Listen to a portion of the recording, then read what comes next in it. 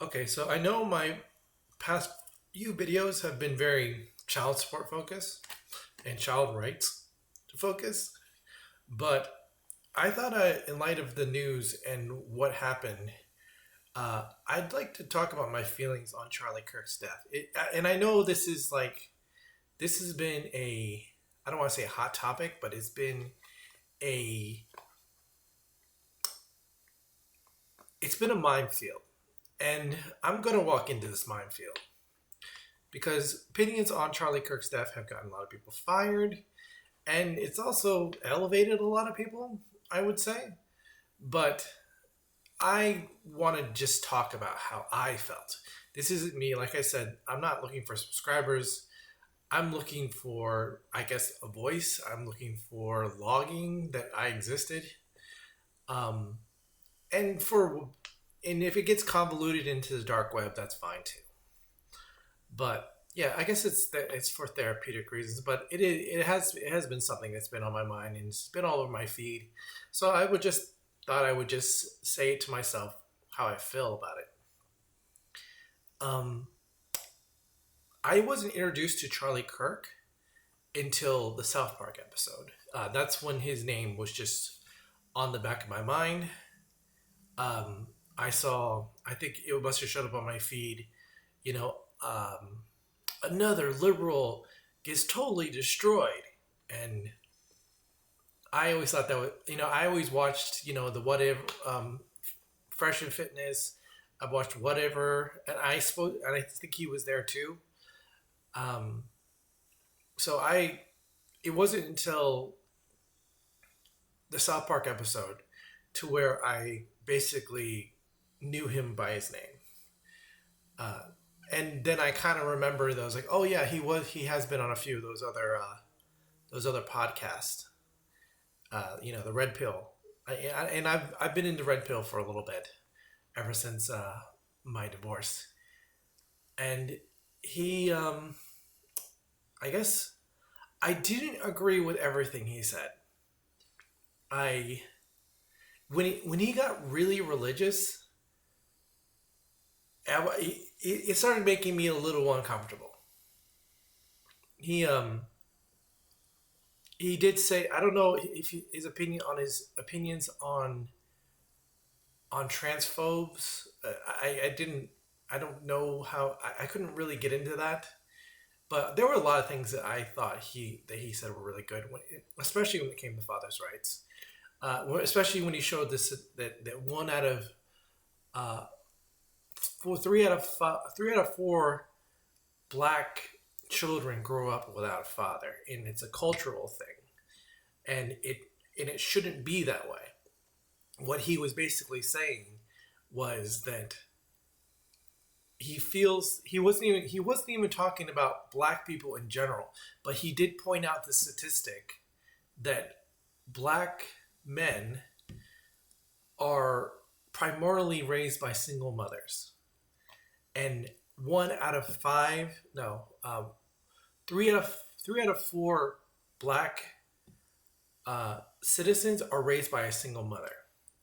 And it's a cultural, and he says it's a cultural thing apparently for black fathers to leave their children. And this is not just around the board for just black couples. Like, black fathers are kind of known for impregnating women and leaving, and them being in court, and then being on these special shows where they say you're the father or you're not the father, and they're known for just running around and dancing when they find out they're not the father. And I don't know what the outcome is that happens to a lot of these black men when they find out they are the father. I don't know if they just leave. I don't know if they stick around. If they say, a lot of them say they're going to stick around, but the statistic doesn't lie. And personal experiences, when I find out that a girl or a guy is half black, it's not surprising to hear that the father left. And it's a culture. I don't know. It's like a cultural thing. I think Chris Rock said it in his where he played as the president.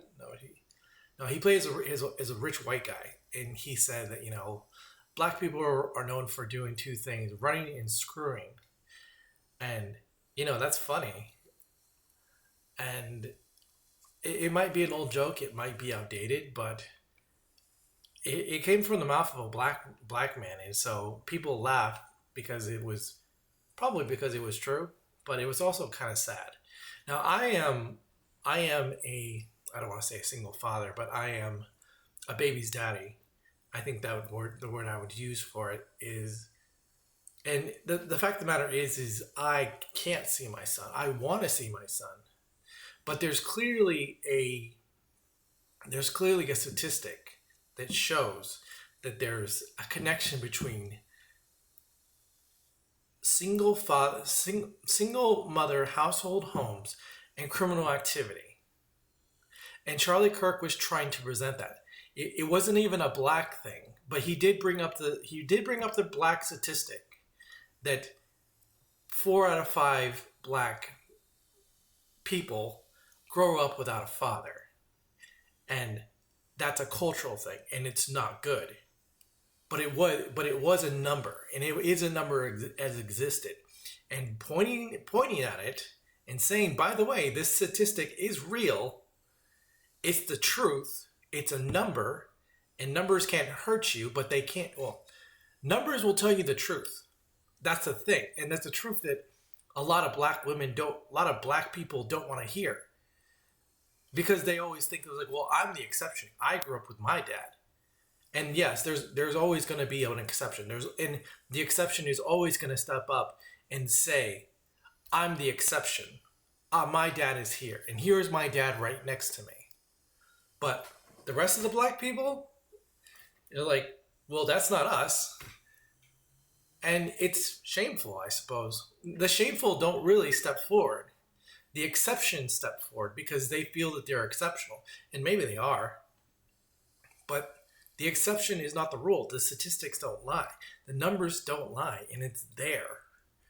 And I could get crucified for saying that, but it is what it is. Most of the people I know that have a half black kid have a father that left. And it's sad to me. It's sad. It's funny to me when I see it outside.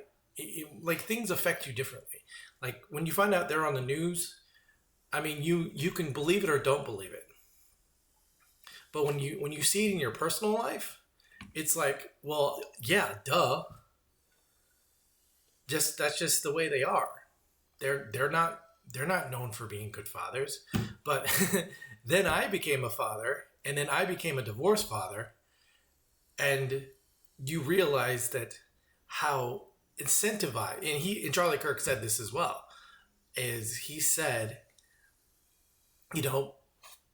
fathers, families are incentivized to leave marriages and raise their children by their own. So they're technically not your property. Your kids are not yours. They belong to the government. And as soon as you get a divorce, there's welfare intervenes, child support intervenes. If you have a lot of money, alimony intervenes, and there's a lot of incentives basically to break apart a marriage. And family court is in. I'm going to go back into. I don't know if Charlie Kirk ever talked about family court, but he did bring up the statistic, and he did bring up the fact that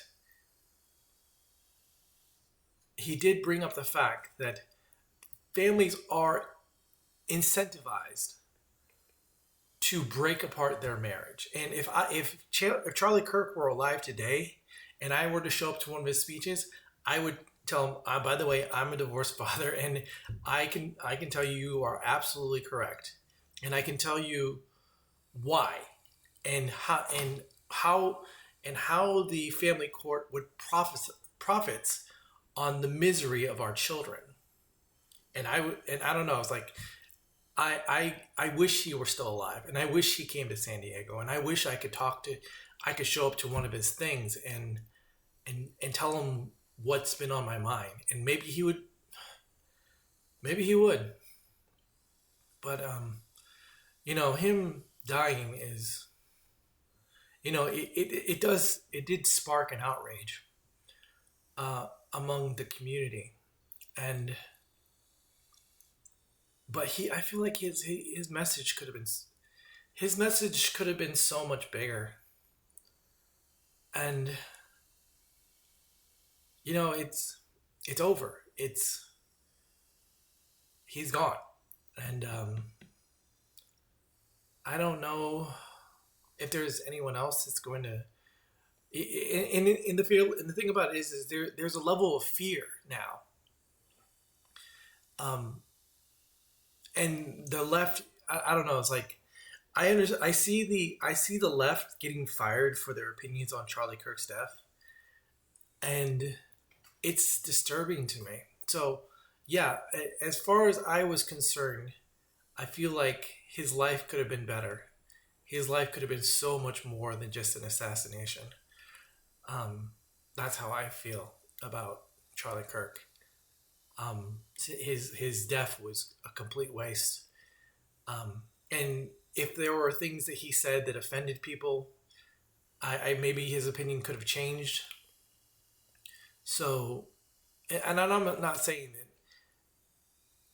I'm thinking to myself that even though people were calling him, a fascist and a transphobe and a homophobe, I feel like if he had lived a little longer, he could have proved them all wrong.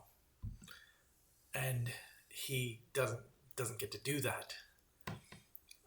He's gone, and it sucks. It sucks that he's gone.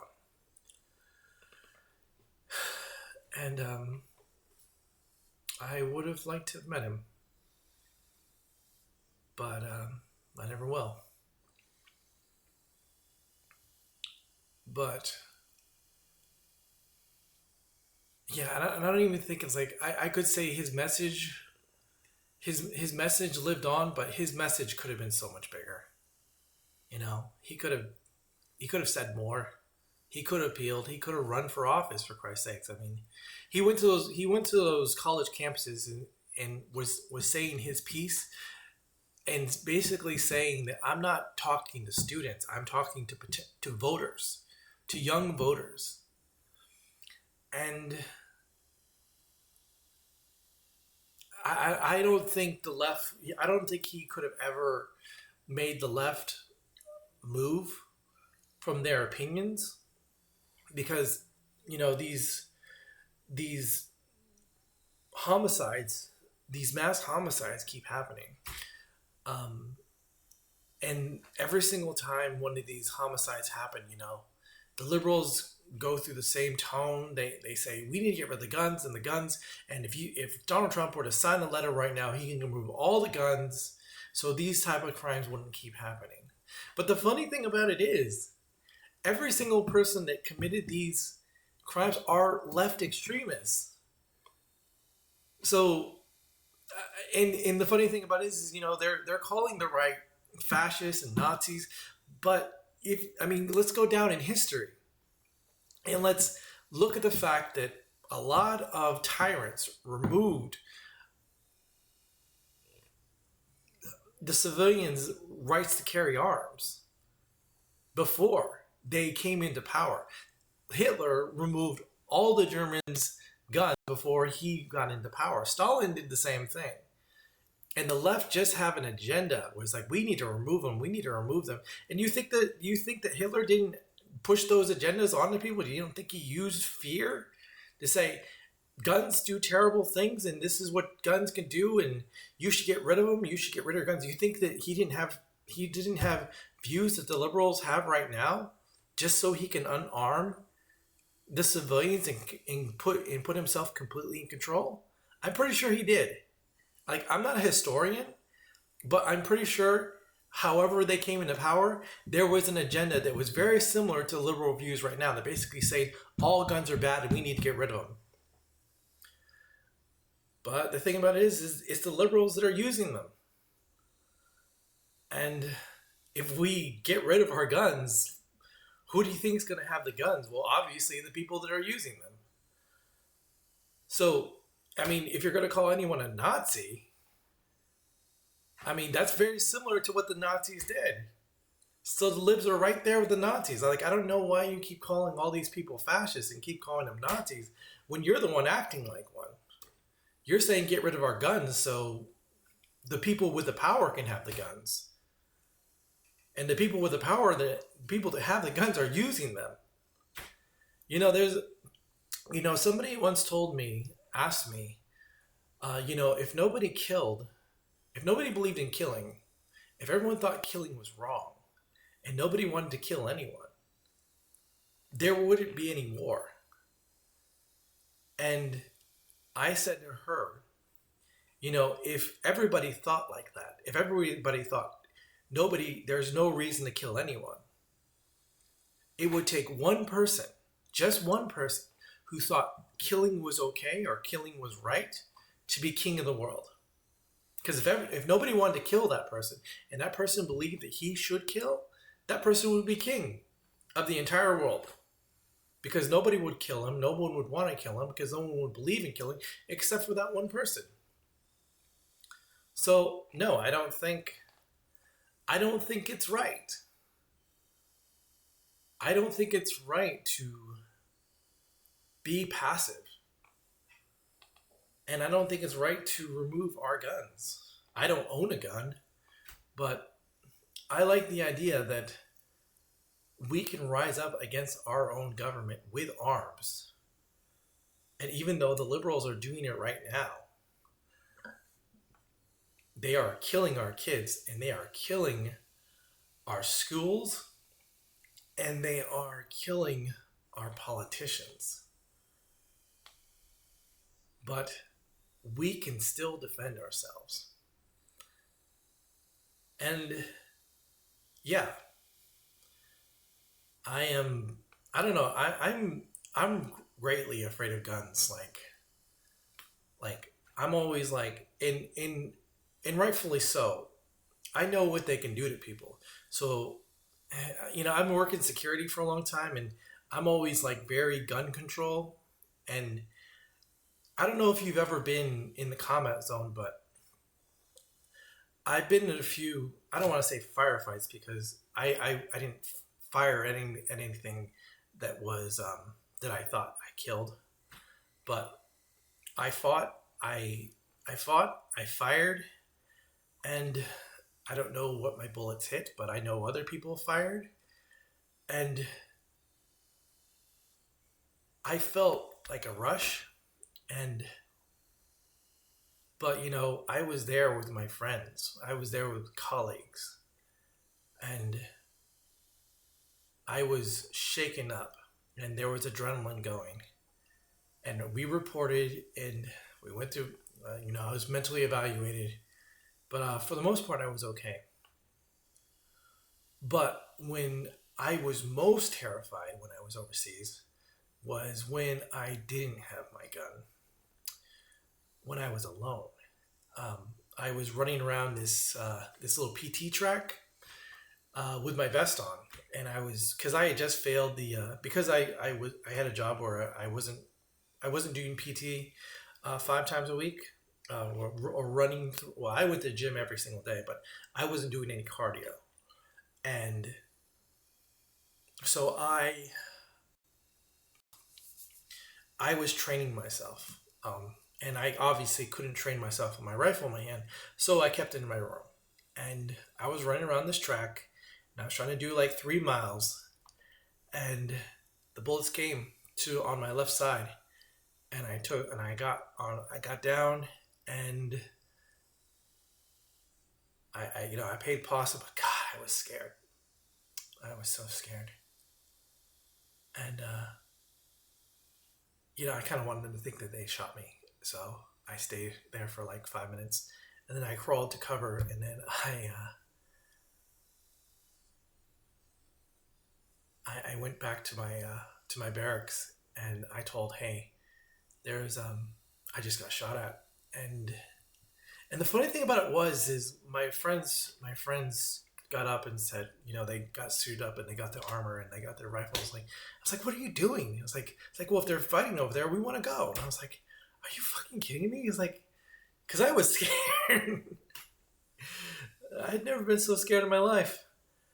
And it's like, I don't want to go in there. It's like, if they come here, I will shoot, but I'm not going to go out there and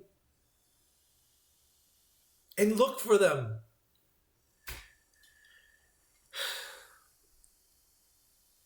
And yeah, I was, and the funny thing about it is if you've ever been in that situation, you would want very much so to make sure that nobody has a gun, that you never have to feel that afraid again.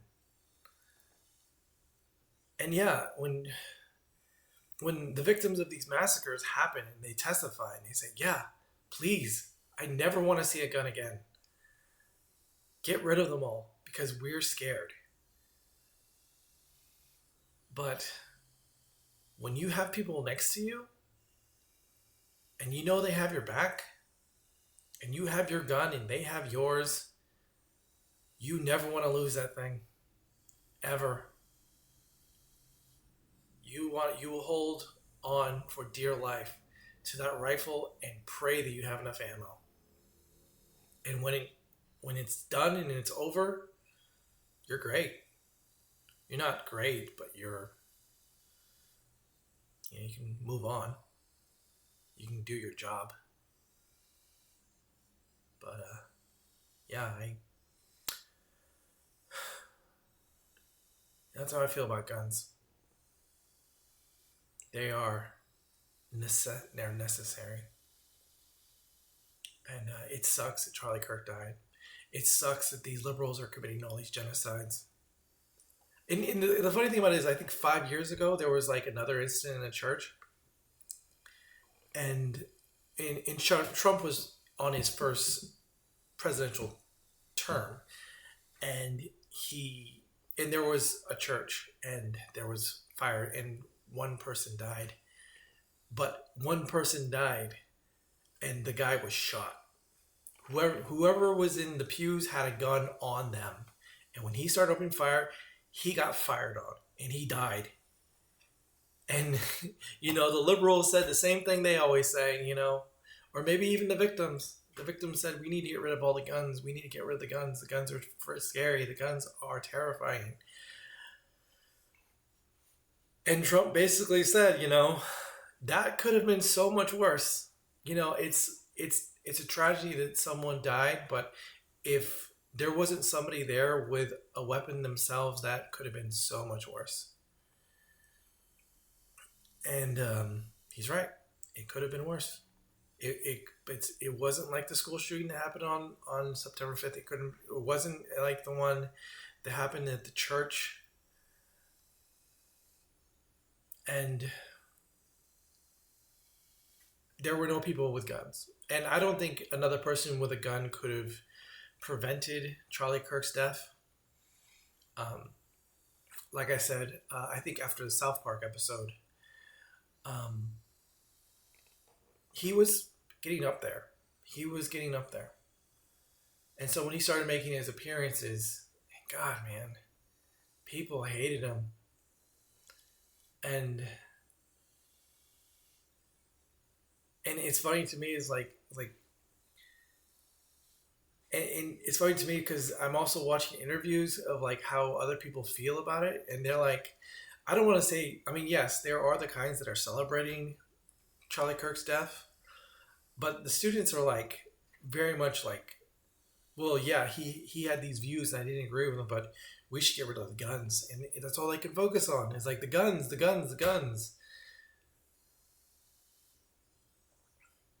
And it's a very if you like all this talk about taking away the guns, it's like, it reminds me of Nazi Germany. It reminds me of all these dictators that came into power before they came into power. And it's a mindset that I feel like a lot of civilians don't even realize they have. Like, this is how your dictators come into power.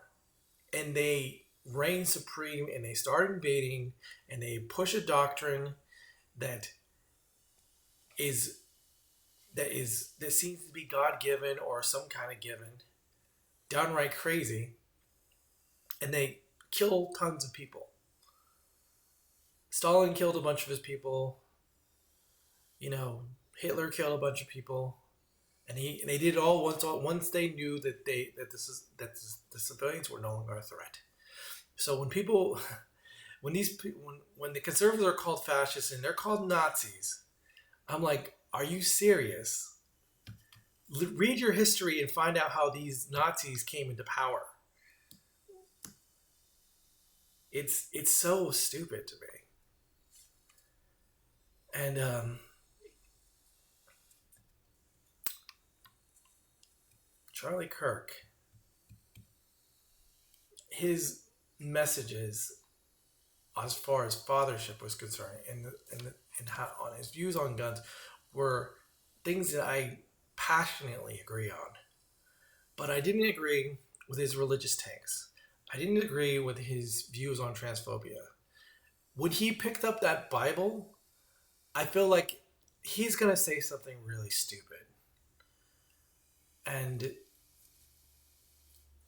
you know, it's not even like the worst religion. Like when I think about Islamic, you know, the way they, you know, they kill and rape. I mean, these are people I fought. You know, I fought these people because I believed I was strongly liberal, and who I was fighting would do nothing to make sure that every woman wore a veil and never left the house and never got an education, never drove a car. So when I was there and I would see the enemy and I would fire, I was thinking that's what I was shooting. That's what I was fighting. A right. The rights to free choice for men, for women. And these people wanted to end that. But it wasn't until I got into my first family court case that I realized that those people weren't trying to kill me because they wanted to put me in a veil. Maybe the reason why they were trying to kill me was because so they never ended up in that situation that I was currently in, where a woman could lie and take everything, and a man can lose everything because of speculation, because of stereotypes of what my gender is.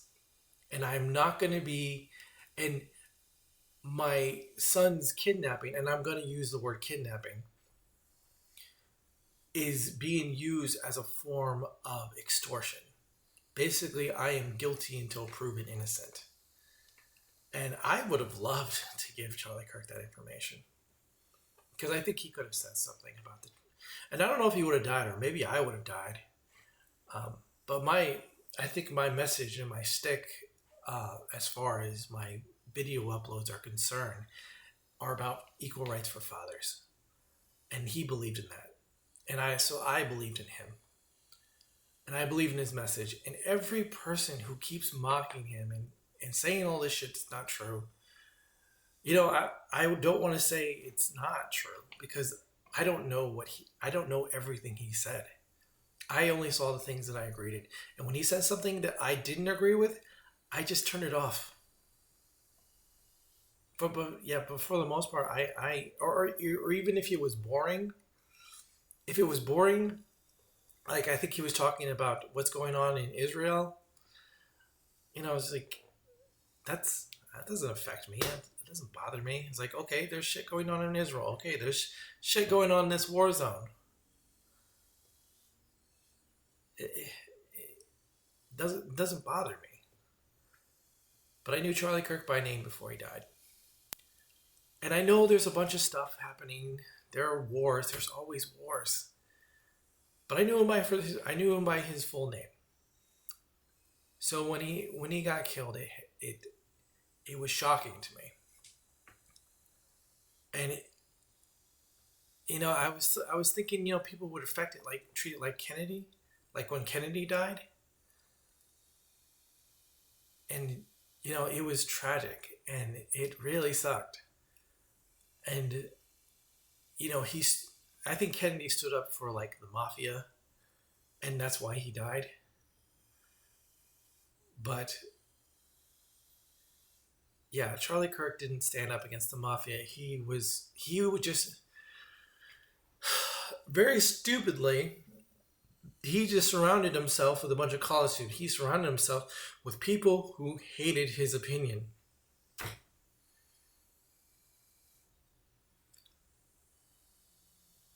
Because I've been to SDSU.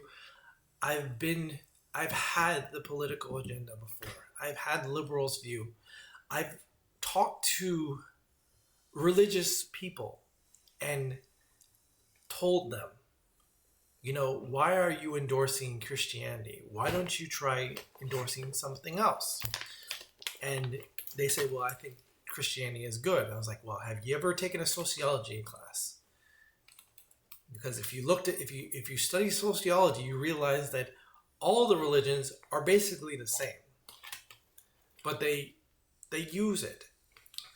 They use it as a means of control over the people to make sure that the poor are not robbing the rich, and the rich can keep robbing the poor, and gives the rich basically every justification to kill a man who steals from them, and also justification for rich people to kill and to steal and to say that it's God's will.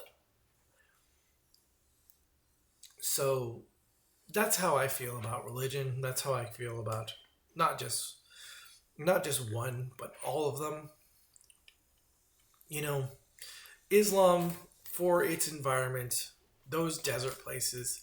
I've been to those desert places, and there, Saddam Hussein,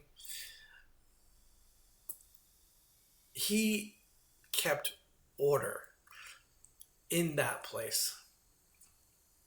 And when I was there, and I was burning up in 140-degree heat, I would sit there and think to myself, what kind of idiot would come to this place and think this is a great place to raise my kids, great place to be.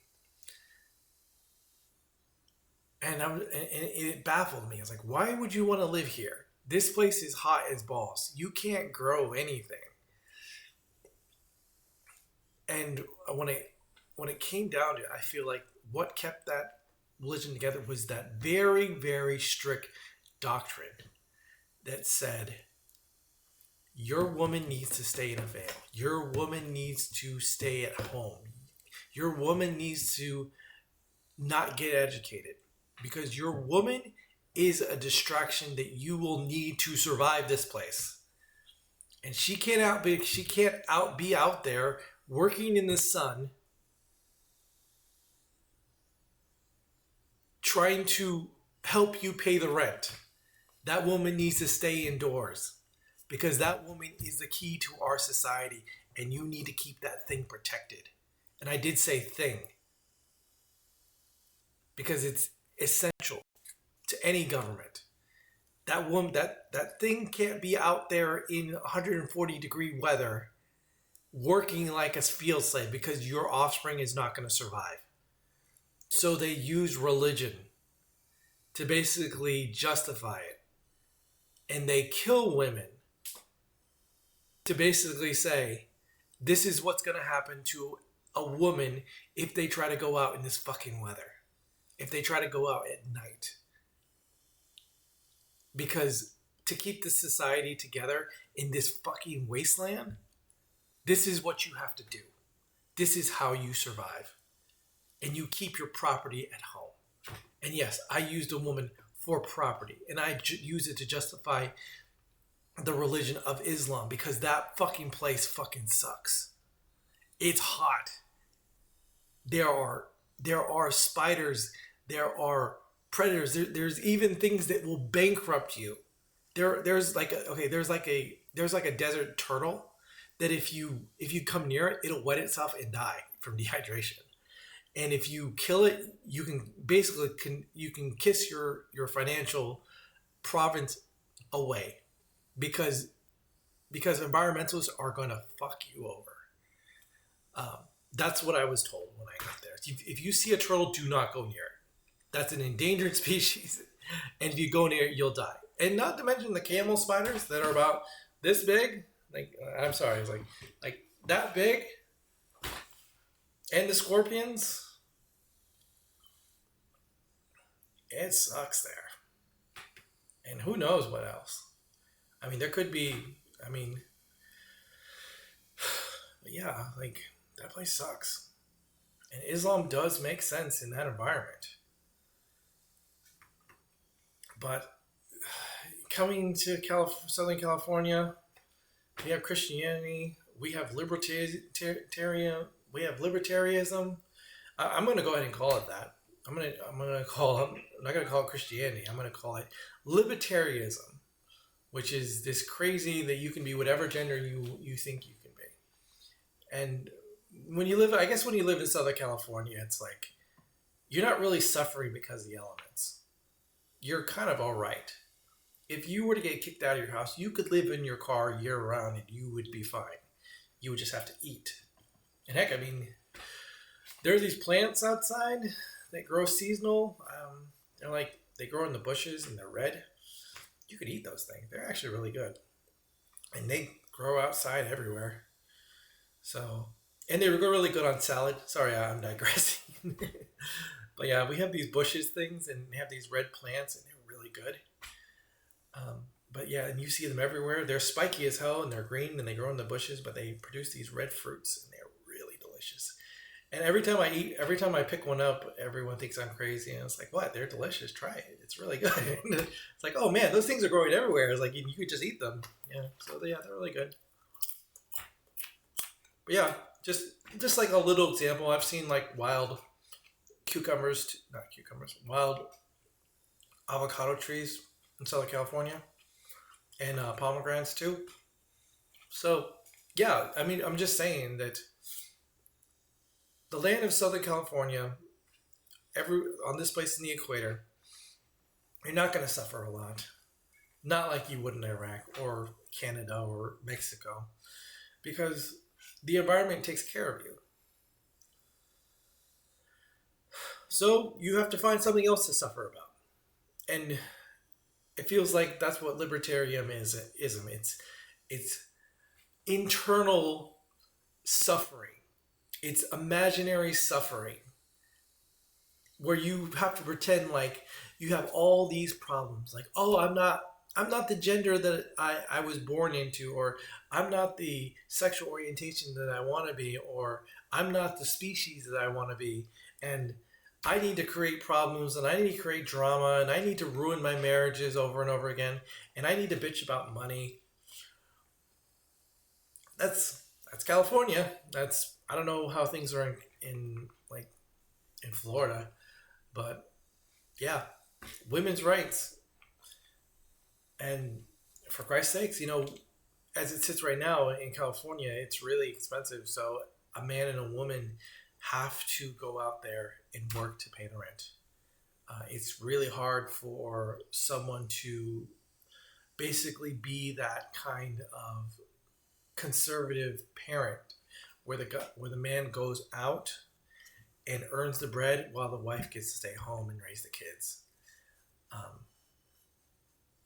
And I don't know if that's the reason why our population is declining, but in order for you to get to that level here in California, you have to be successful. You have to be like a movie producer. You cannot work in a factory. You probably couldn't even be a blue collar worker unless your wife was doing something like working at a grocery store to make a little bit extra money. Because if you're a blue collar worker, you still don't have enough to make it in California. Your wife has to do something extra. Nothing professional, but like she can work at a grocery store, at a fast food place, and still pick up their kids from school. So I think that's just how California is designed. And the libertarianism is the byproduct of that. And when you're dealing with people in college and you're dealing with people who are living under scholarships and they have all this free speech and all these free things that they can think of and believe in, and by the way, when you take a sociology class, you pretty much think that all religions can go in the toilet because you're all believing the same thing. Like I've already said that. I used to say that to Christians all the time. Why believe in Christianity? And I still kind of believe that, but I think, like I said, it's essential for some people's survival. And I don't know, it's like sometimes I guess what it feels like when Christians come up to me, it's like somebody trying to sell ice cream to an Eskimo. You kind of understand what I mean? Like, why do I need this? Like, I can mix honey, I can mix sugar and milk right outside. Why do you think I would pay, $25 for your ice cream? So yeah, that's kind of how I feel. It's all about environment when it comes to religion, I think. So I think Charlie Kirk was stupid in that way. You were based. I think Charlie Kirk was trying to sell ice cream to Eskimos. They they didn't want to hear it. They didn't want it. Those people, those kids were used to being told that doctrine probably their entire lives. And now they were like, I want to be free. I don't want people to tell me what to do. And I certainly don't want somebody to put a gun to my head and say, this is what the rules are. Because someone with a gun to your head is going to definitely be able to do that. So, yeah, I guess on some levels, I understand why college people didn't like him. But let me tell you, a divorce will make you very conservative because you want to see your kid. I don't know, like I think I've said this before. When you have your baby and you're holding on to your baby and your baby, you can see that baby needs you and doesn't want you to put him down. And he cries when you go away, and he is happy and he laughs and he's calm when you're around. That's a good feeling. And you wouldn't trade that for anything. And you want to do everything you can to keep that together, to raise that child from infanthood to adulthood. Just giving him your advice and teaching him how to survive. And that was what Charlie Kirk wanted. And I'm pretty sure my son would have been like, I'm tired of living under your rules. I want to do my rules. And he would have become liberal, and I don't know, maybe he would have dated a transgender. And I'm talking more down the lines of the guy who killed him. I get it, I guess. I kind of get it. I don't think it was right. But,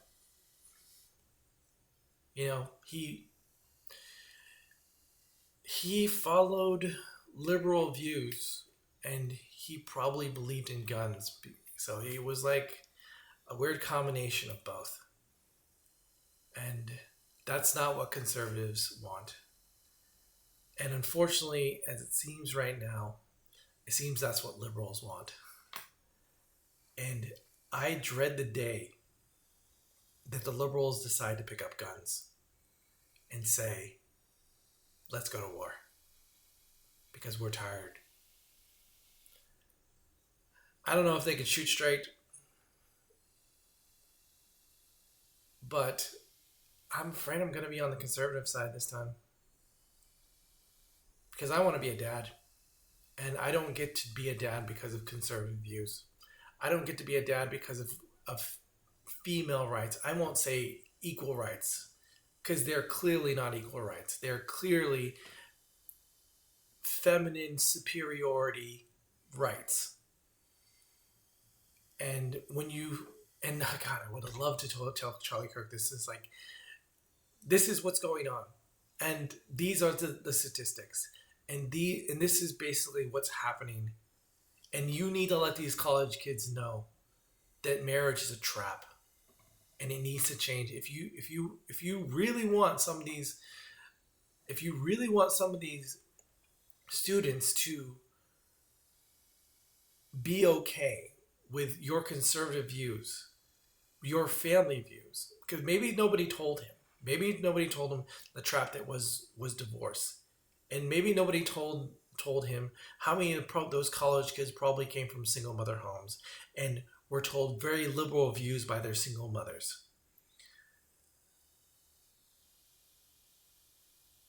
And yeah, a lot of them wanted. Maybe they wanted to be kids, but maybe they were all right not being being with families. Because I don't know, my ex wife and me myself always we had very liberal views all through college.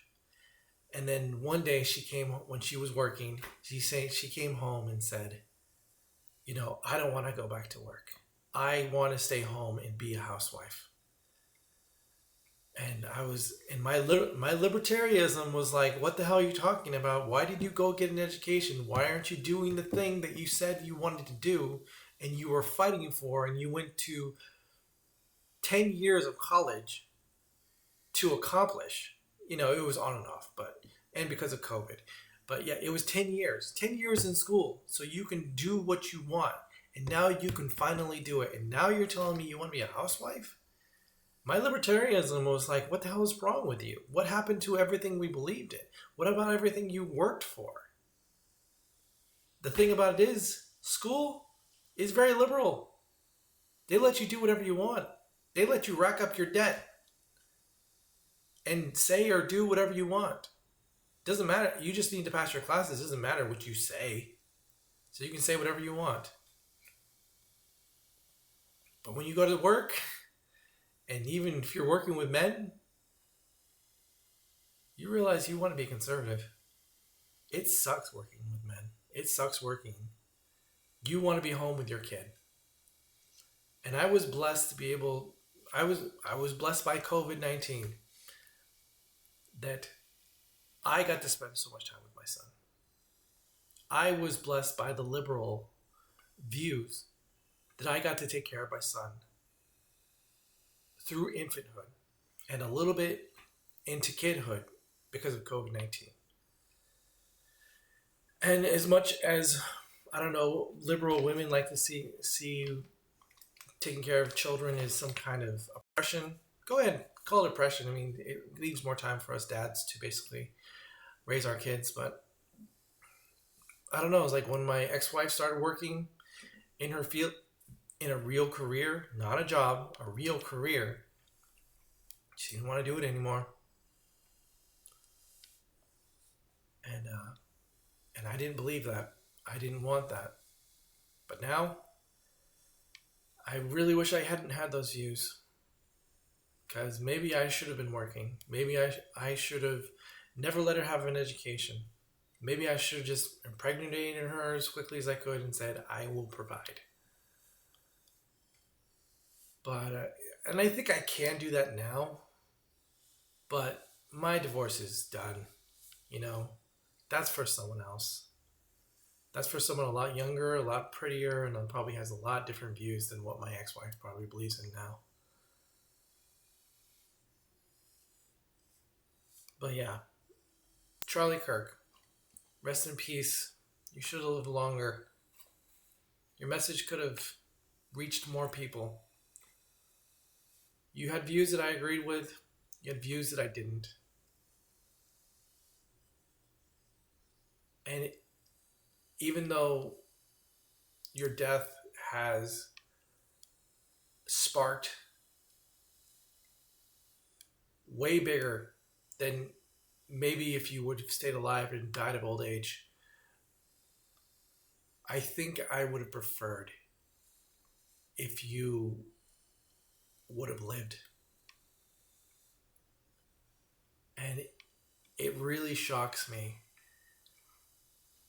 to find out how people are treating your death. It's sad to me. And that spark, I'm afraid, might just incite a war. And I don't think that's what you wanted.